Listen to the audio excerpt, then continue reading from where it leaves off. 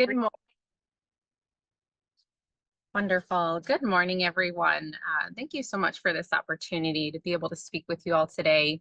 My name is Adele Coyacvia. I'm both a Nupiaq and Hispanic, and I'm the NYO Games Coordinator for Cook Inlet Tribal Council's NYO Games Alaska. I grew up around these games. I competed in elementary school, and now I have the incredible honor to be a part of the team that organizes and plans these events. Before we begin, I'd like to acknowledge two colleagues who couldn't be here today. Kelly Hurd, who is the Senior Director of Development, and Nicole Johnson, our head official and instructor. Both have been instrumental in the success of the NYO Games and are incredible leaders. Kelly is a passionate advocate for the organization's mission, which CITC's mission is to work in partnership with our people to develop opportunities that fulfill our endless potential. Nicole Johnson is a Native Games expert. Her passion of the Inuit Games began in 5th grade, leading her to win her first Native Youth Olympics, or NYO competition in 1982, and later set records in the 2-foot high kick event. Over her competitive career, she earned over 100 medals and was inducted into both the Alaska Sports Hall of Fame and the North American Indigenous Athlete Hall of Fame. Today, Nicole works with Cook Inlet Tribal Council, coaching youth and helping to organize Native Youth Olympics competitions while promoting and preserving Inuit Games across Alaska and North America. For many of us, NYO is more than just a sport. It's a tradition that spans generations. My family has been involved in the games for years, and I've watched relatives compete, organize, and contribute to this program in so many ways. Now I have the joy of seeing my own children take part. While the games are rooted in Alaska Native traditions, they've become a space for youth from all backgrounds can together, challenge themselves, and celebrate their own journeys of growth and achievement. The values at the core of NYO, perseverance, respect, and cultural pride, are universal. These games offer every participant a chance to feel a sense of belonging and pride, not only in their personal achievements, but also in the community they are a part of. It's about fostering growth, resilience, and connection, no matter where someone comes from. What I've seen both through my personal experience and in my role as NYO coordinator is how these games create an environment where young people can thrive in a place, can thrive. It's a place where they can discover their strengths, build confidence, and form lasting connections with others and with their heritage, however they define it. I also want to acknowledge the incredible work that all of you are doing. The work you do with the youth have so much potential, and programs like NYO can help unlock that potential by providing discipline, structure, and a sense of pride. The Native Youth Olympics, also known as NYO, it began as a way for Alaska Native students to stay connected to their culture while away from their communities. What started with just a handful of schools in Anchorage has grown into a program that serves thousands of students across Alaska and beyond. These games happen more than in just Alaska. There are different terms, but they happen in Greenland, they happen in Canada, and we even have teams that are competing all the way from Hawaii down in lower 48. So while it just may have started in Alaska with a lot of our Arctic sports, it's grown and spread almost everywhere. Each year, more students join, and their enthusiasm for the games continues to grow. And as the NYO Games grow, so does the impact of these young adults. These games aren't just about winning or physical performance. They're about personal achievement, cultural connection, and creating a community where every athlete feels supported and empowered to do their best. These photos were recently archived in our archives, and so they were scanned, and I'm happy to be able to share some of them with you. Up in this top left corner is Nicole Johnson, who I mentioned is our head official and instructor. That is the 2-foot high kick. And again, this This was where she was able to get the gold and I believe set the record for the 2-foot high kick, which she held for over 25 years. Our spirit of the games is so important. At the heart of it is the spirit of sportsmanship. These games aren't just about individual success. They're about supporting one another, lifting up each other, and growing together as a community. One of the most powerful aspects of NYO is that it teaches youth the value of teamwork and to understand that success is something we achieve together, not alone. One of my favorite examples up here in this top left corner is the blanket toss, also called Nalukatop. If you've ever seen it, you know it's an incredible event that requires coordination and strength of many people working together to launch someone high into the air. Think of a trampoline, but it feels nothing like a trampoline. It's a symbol. It's more than just a demonstration of physical strength. It's a symbol of trust, unity, and mutual support. Each person pulling the blanket. Down here at the bottom, you can see each person is pulling this blanket. It is made of walrus skin. Traditionally, some are made out of seal skin, all different hides, different sizes that are all sewn together. Each person is pulling the blanket, has a role, and the person being tossed relies on everyone to reach new heights, both literally and figuratively. Um, the same spirit of teamwork extends beyond the events. In our communities, there's a deep understanding that there is nothing we won't share with one another, whether it's knowledge, resources, or support. NYO embodies that. These games show how we can come together to help one another succeed, knowing that when one person does well, it reflects the strength of the whole group. Another key part of the NYO Games is the appreciation for the subsistence way of life. Many of the events are directly tied to the skills that have been passed down for generations, reflecting the respect and appreciation we have for the land and the traditional ways of living. These games connect us to that knowledge, whether it's the endurance needed for the seal hop or the precision and patience in the 1-foot high kick. Every event honors the skills that are necessary for survival in our environment. Ultimately, NYO is more than just about competition. It's a reminder that we are stronger together and that the values of sportsmanship, teamwork, and respect for our traditional ways always guide us in supporting one another, both on the field and off the field.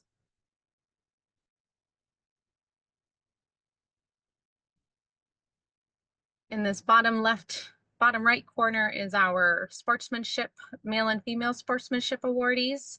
They're voted during the games about, their sportsmanship. And so they have both coaches, officials, and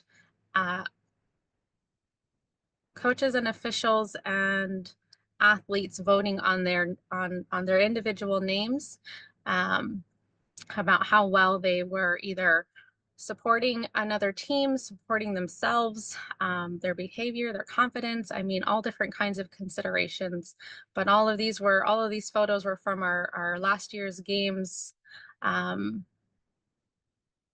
hope one day all of you are able to join. I'm going to next go into a video. It is one of my favorite videos, and it's named the Northern Games Origins video. I hope it loads. This was created in partnership with N7.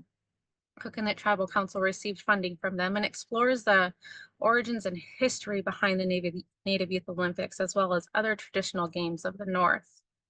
I hope the audio comes through okay.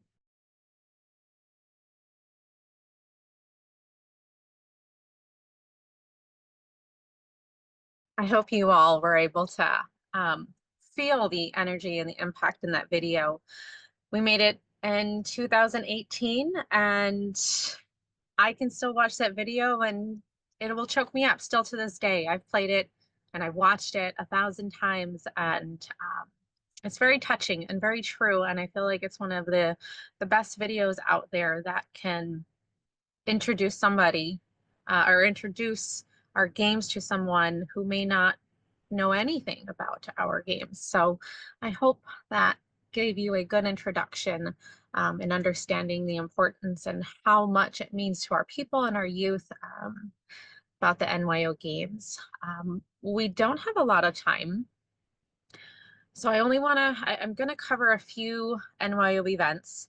I'm happy that that video was able to show you guys some movements and whatnot, but because I'm short on time, I wasn't able to get any videos into here because we do have instructional videos, but they're many minutes long. So I wanted to be able to focus on just a few, specifically the ones in this photo. Here in the before I start though, NYO offers a range of events, 12 events. There are many, many more throughout our cultures, both of the North, interior, and South. These are just 12 of them. We used to have like leg wrestling. I mean, there's anything from ear pull. You may have heard of that one within NYO. But here we're going to focus on our 12 events. Well, a few, and then specifically the 12 NYO events that we offer at our competitions. They all test both physical and mental strength.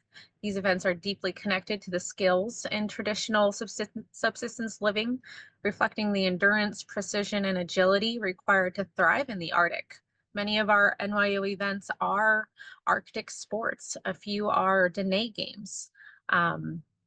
But many are Arctic sports. In the bottom left corner here is a photo of two athletes engaged in our Eskimo stick pull, also known as Inuit stick pull. They're seated on the ground, feet touching with their hands gripping a wooden stick. The Eskimo stick pull was traditionally used to develop balance and hand strength as practice for pulling seals from the ice. In this event, two athletes sit facing each other with their feet pressed together and grip a smooth wooden stick placed between their feet, but their hands are holding the stick either on the inside or the outside, allowing for the other person to hold on the inside. The goal is to pull the stick toward yourself without jerking or twisting or letting go. The athlete who successfully pulls their opponent, either pulling the stick away or pulling them up, wins the round. You can see many times in competition where athletes are pulling and they'll lift the other opponent, but then the other opponent will gain control and be able to still win the stick. So sometimes you can see some teetering, but as long as they're straight and they have spotters, depending on how well they're pulling with each other, they're just supposed to pull that stick away from each other. If you wanted to try this one at home, you don't need a special stick, but if you did want to have, you could use any stick around you. So that's what's the nice thing about our events is that while there are specific equipment we need for competition, there are events that you can do and take home or immediately implement into a program with or without equipment. This one, the stick is a closet rod from Home Depot. So you can get it at Home Depot or Lowe's, go to the closet section and find one of their wooden dowels and cut it down to about 18 inches. And you'd have an Eskimo or Inuit stick and you could start practicing that at home. Next is the 2-foot high kick here up in the top left corner. Historically, it was used to communicate an unsuccessful whale hunt in the Arctic.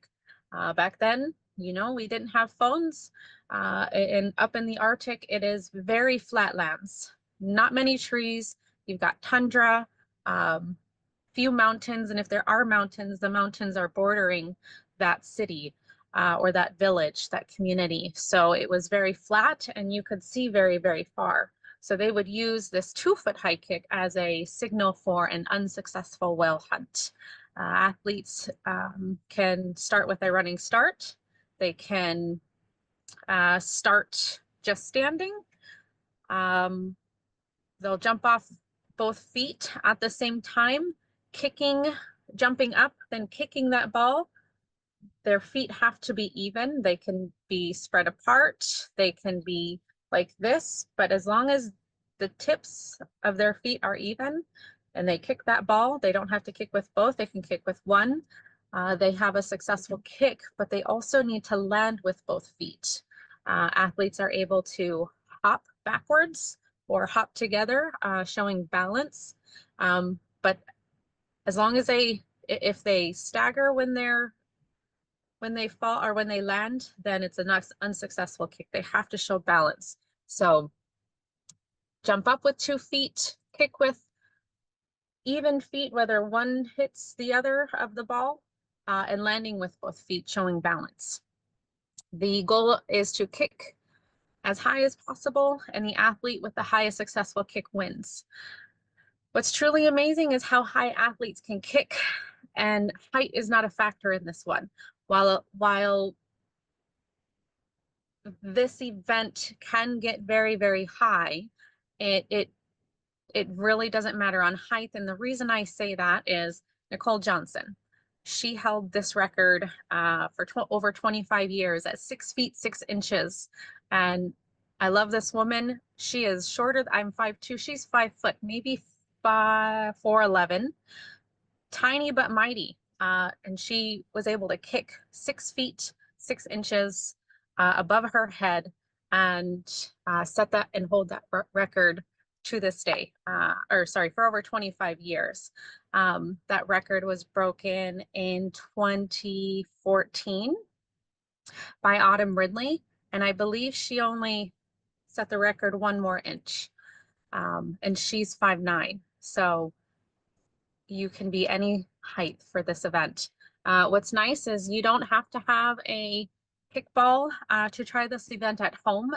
We have many teams who, if they don't have a kickball, they'll use a wiffle ball, a sock filled with rice, a hacky sack even, and a string and a place to suspend it from. So you can take this event along with you and practice anywhere.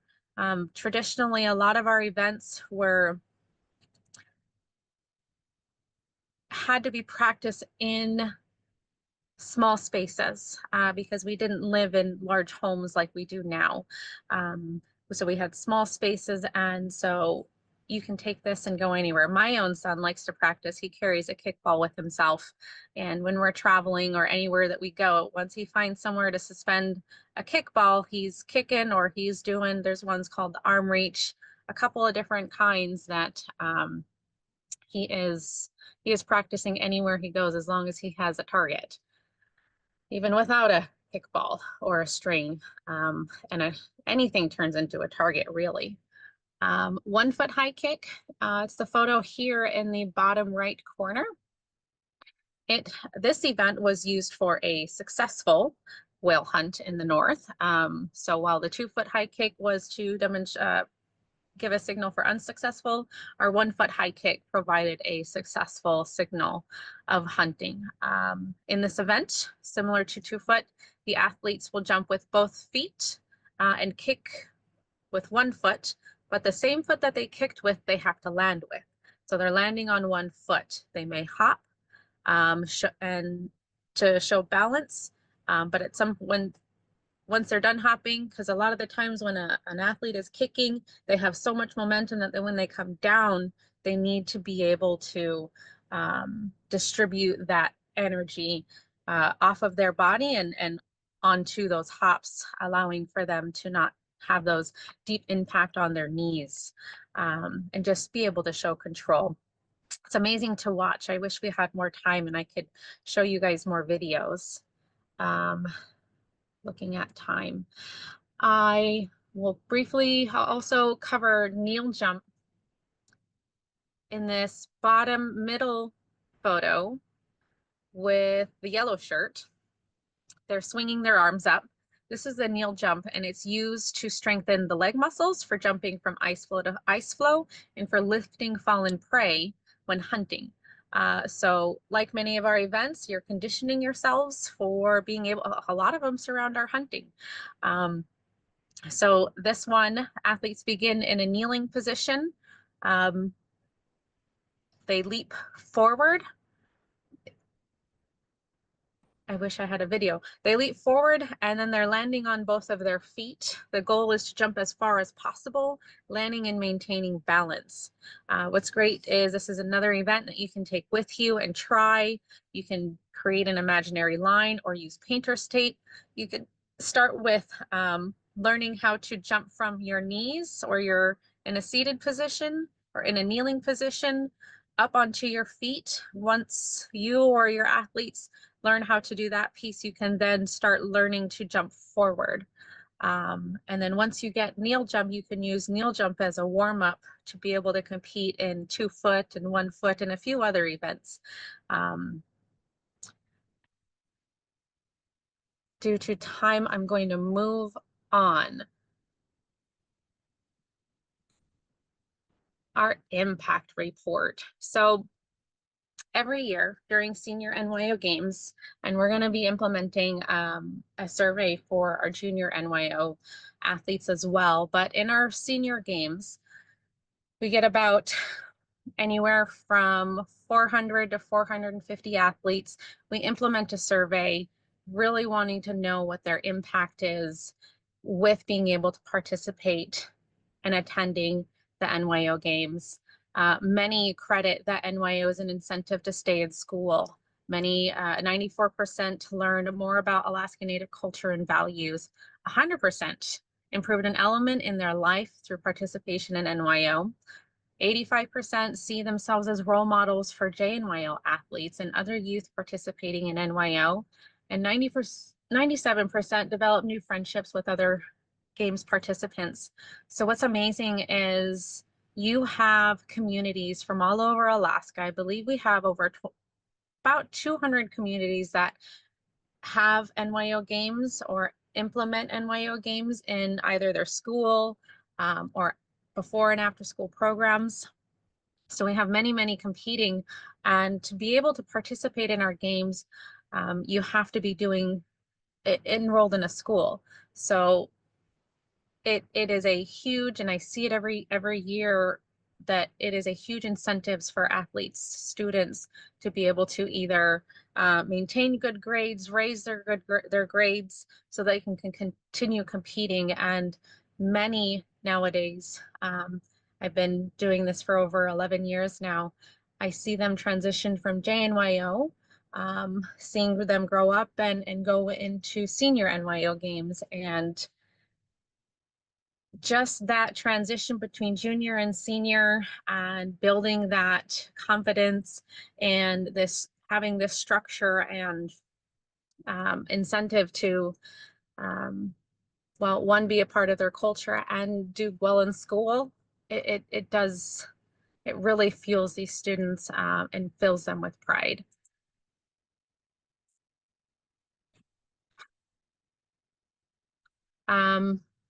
Success stories. We have many, many success stories. Due to time, I'll talk about a couple of things, specifically personal growth and leadership and discipline and the cultural connection. I want to start off with a question is, have any of you witnessed the impact of sports or cultural traditions in youth development in communities? I bet you'd say yes. I know that I have seen them um, every year. Over the years, I've had the privilege of watching countless youth go through the NYO games and transform their lives.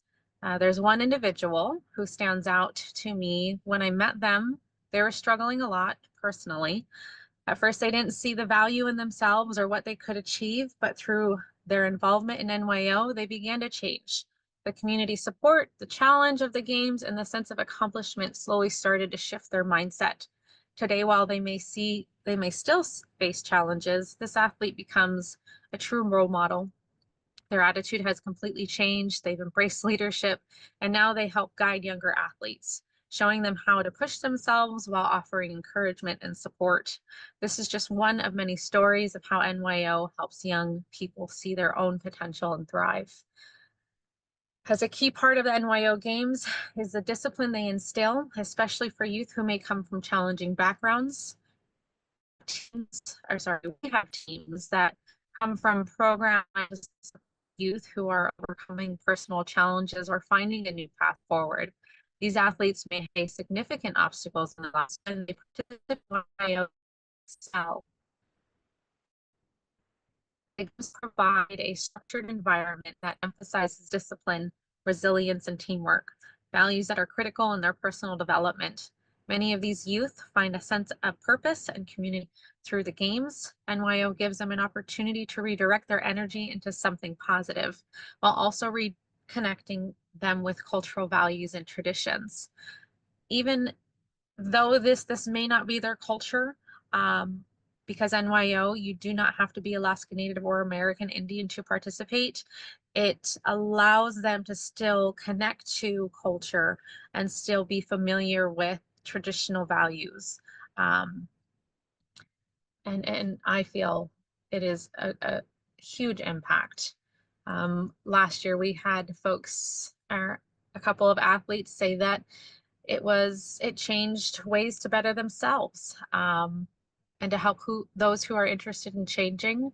And it pushes folks to do better and being a role model. Many of our athletes in our surveys every year continue to say that, is that they realize that some didn't realize that they are a role model. And so once they were going through this survey, they're like, oh, I am a role model. It's important that I act as one and show them the way as well. So it's a real,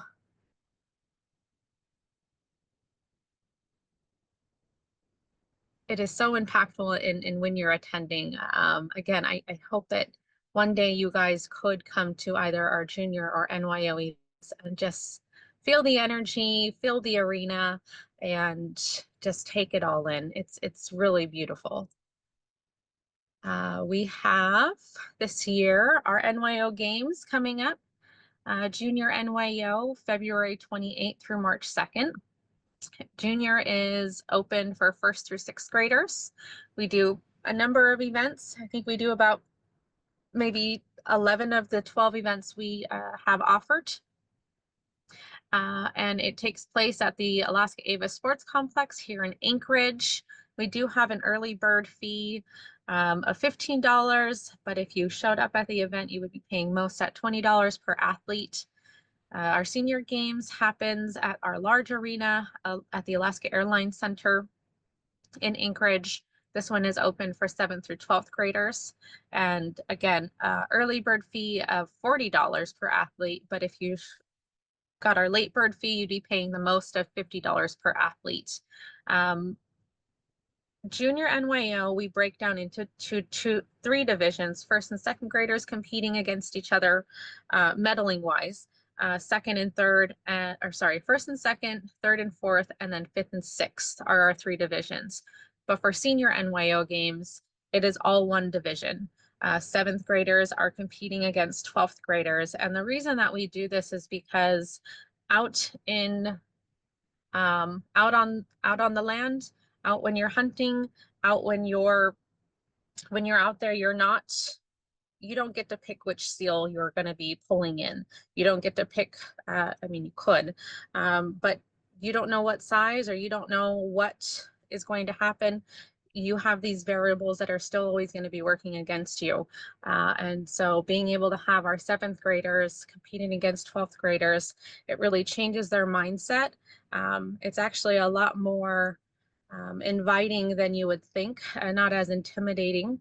And a lot of our 12th graders, when they do learn that there is a 7th grader that they're competing with, what's nice is even if they're not in 7th grade, they're helping that person that's sitting next to them, waiting for their turn to compete. So there is this constant teamwork, even across teams. A lot of sportsmanship. How to participate in our games. Simple. You don't need to be Alaska Native or American Indian to compete in these games. They're open to all. All students must be in good standing at their school or GED program. Like I said, there are other teams outside of school districts that compete. They just need to be in good standing with what programs they are working with. NYO Games does not have currently a grade point average in which they need to be at. It is dependent on the school or the program. Teams that are not sponsored by their school district must provide proof of enrollment within a school or GED program. So even though the team might not be hosted, it could be hosted by a tribe. That tribe would need to provide documentation, either some type of letter or transcript showing that they are enrolled in a school. Homeschoolers are even able to compete as well. So as long as they're in good standing and enrolled in a school, or at least within a district. Coaches register their teams online. Registration this year is opening in December, and then is rolling through January for junior NYO. And then once we end with junior, we open up registration for our senior games, which is in March. So you still have a little bit of time if you end up being interested in either creating your team or sending a team to our Anchorage NYO events. The biggest part, if you do want to start your own program, there are a number of things here. I have 7 bullets here. First is understanding the NYO games. The first step is understanding their significance. Luckily for you, we have an NYO handbook. You could take the time to learn the history, one with our Oranges video and a few of our instructional videos, the rules and the events. This will ensure that your program is built on the strong foundation and what makes NYO unique, honoring tradition, fostering sportsmanship, and encouraging personal growth. During our games, sportsmanship is one of the biggest awards or most important or honored awards to receive in the games. And we have individual, male and female, and also a team sportsmanship. So we're not only looking for the 2 individuals who are showing amazing sportsmanship on the floor, we're looking at the whole team. And there are times where we have a whole team. I mean, I can just keep on saying sportsmanship, but for you guys to see it means so much more. Number 2 is gathering community support. No program succeeds in isolation. Reach out to your community.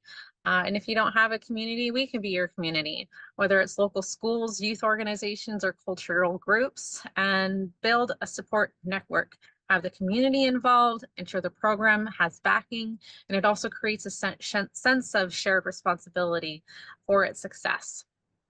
Next is finding a coach or a mentor who can lead and guide the athletes, whether that's yourself or you want to find somebody who's willing to learn. This person doesn't need to be an expert right away. Again, we do have resources, but they should be passionate about supporting youth, willing to learn the events, and dedicated to helping the participants grow both as athletes and individuals. Number 4 is securing funding and resources. Like any program, you'll need to secure funding and resources. This could come from grants, community fundraisers, or partnerships with local organizations. You'll also need to gather equipment for practice. Though many events require little to no special equipment, which makes starting the program more accessible. Next is planning practice. Once your program is set up, it's time to practice. Create a regular schedule that allows participants to develop their skills in different NYO events. Practices should be designed to encourage teamwork and create an inclusive, positive environment where everyone feels supported. Next is promoting your program. The participants involved, you'll need to, you can use social media, community events, and word of mouth to spread the message, highlight the benefits of participating in NYO, not only the physical challenge, but also the opportunity to connect with cultural traditions and build lasting relationships. Last but not least, evaluate and grow. As your program develops, take the time to evaluate its progress, gather feedback from participants, families, and community members to see what's working and where there's room for improvement. As you grow, consider expanding the program by involving more youth, adding new events, or hosting local competitions. I see I'm running out of time here. So resources, we have a number of resources. I listed here a few. Starting your program or supporting existing teams is made easier with these that we have developed. We have training videos on YouTube. You can use these videos to walk you through the events and techniques. We have both a junior level and a senior level. And these are all online, and they do step-by-step instructions for both beginners and experienced coaches and athletes. We also have our NYO handbook, which provides detailed instructions on how to run each event, along with cultural context and the history behind the games. It's a great starting point for anyone looking to learn about the technical aspects of NYO. We are also open to sharing our sponsorship package, which serves as an example of how we've built strong relationships with partners to sustain and grow the games. It outlines the support we've received and how sponsorships has helped expand the program. This can be a useful model for anyone looking to establish sponsorships for their own games. Our most recent NYO impact report will also provide, we can also provide as key data from the effects of the games have had on youth across Alaska. And lastly, we have a strong and supportive community network of NYO participants, alumni, and organizers who are always willing to share insights and experiences. Connecting with this network can provide guidance and encouragement as you start or grow your own program. Davra done in Inupiaq. It means done. I'm open for questions.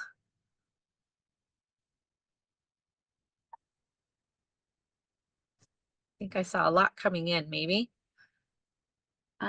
This is Elsie, and I've been kind of monitoring the chat. One of the first questions we got is, where could we find this locally? The Cowlitz tribe is close. What do they know? You know, I don't know. I know that there have been a couple of presentations happening in the lower 48 on the West Coast, but they may or may not know about it. I also see a comment from Tessa Velasco that says that under the Culturally Responsive Services Pilots Project, DCYF is working with the Tlingit and Haida to create the opportunity for Washington Native youth to train to qualify for a Washington team to compete in Alaska. More information of what that will look like will be released in the coming months. So that is really exciting.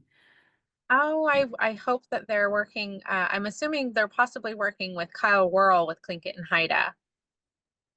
I could be wrong, but I'm pretty sure Kyle Worrell is an amazing athlete, amazing coach, and has started to recently coordinate other traditional games around Alaska, and has really been pushing to move NYO into NAG, North American Indigenous Games. So that's wonderful to hear. Tessa says, yes, they are working with Kyle. Yes, he's amazing. I wanted to mention that he possibly was there, but didn't have I didn't want to say something without knowing specifically, but Kyle is amazing. He's part of that network along with Nicole and I. Kyle is great in getting games started, coaching. He would be somebody that I would recommend if somebody was interested in starting their own NYO program. Amazing. We also have a question from Stan who says, with actual data that shows positive impact on student success, does the state of Alaska direct funds to NYO? Also, do the airlines offer travel supports for teams? They do not at this moment. Airlines offers discounts. Alaska Airlines does, and I believe a lot of our smaller charters do work in partnership with their communities. But at this moment, NYO Games doesn't have any direct offers, and the state of Alaska does not fund our games. Wendy says, could I get more information? She is an ICW worker and would just like to gather more information for her youth and kids here. I did put your link to your website in our chat. We'll make sure this is also going to be posted on our OTR YouTube page in about 2 weeks, so you will have access to this presentation. Okay, I'd be happy to connect with you. I'm not too sure how I can. Maybe you can email me. think my email's at the beginning of this presentation, and I'd be happy to provide anyone with more information on our games and provide more direction.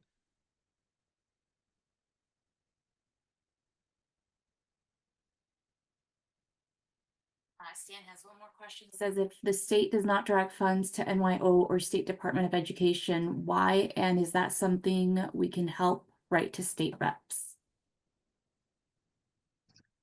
I don't have an answer for that one at this moment on why.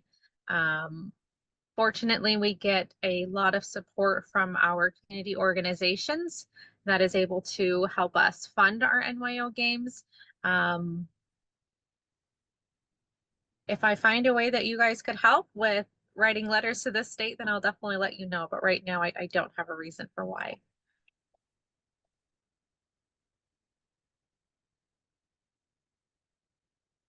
And I'll jump in real quick and just say for DCYF caseworkers, depending on your office, if it's considered an active effort to support an Alaska Native youth in out-of-home care, that's a conversation you could have with your leadership as well. Thank you, Rachel.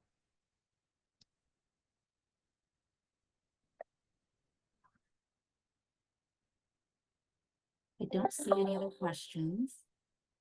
Well, thank you. Thank you all. I appreciate all of the questions, and I hope that this gave you a great introduction to our NYO games and its impacts. And I hope to see you guys all one year at one of them. They're great.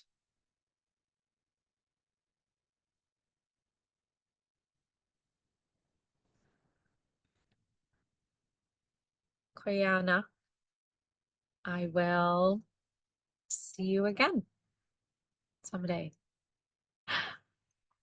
Should I just Thank stop you very presenting? much. Okay, thank you. Yeah, You got lots of random. praise in the chat too. Amazing. Feel free to reach out to me. I'm happy to always share. I hope you all enjoy your day.